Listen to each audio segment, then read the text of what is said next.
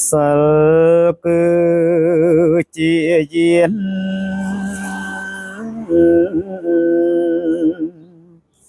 ជា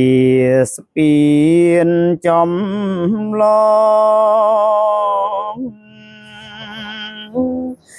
សិលជារបឃុំក្រងរក្សាសិលជាទឹកភ្លៀងលៀងចិត្តឲ្យថ្លាសិលជាអាហាររក្សាជីវិតសិលជាកំពូលនៃសាចក្តីល្អ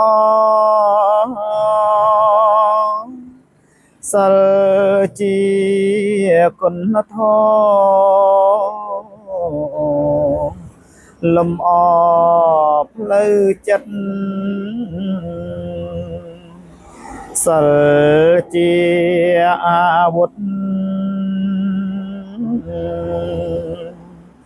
ការពារជីវិតសិលជំរះចិត្ត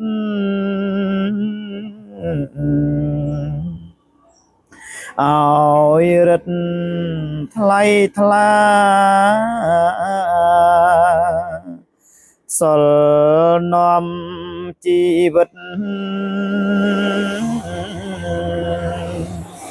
ឲ្យមាន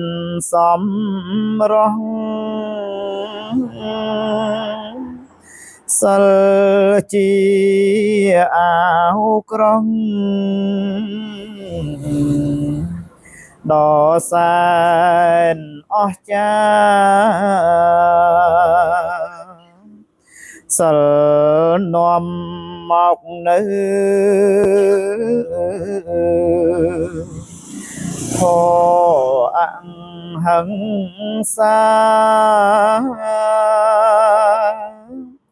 សិលគួររក្សា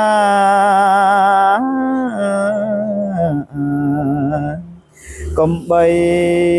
ខានឡើយ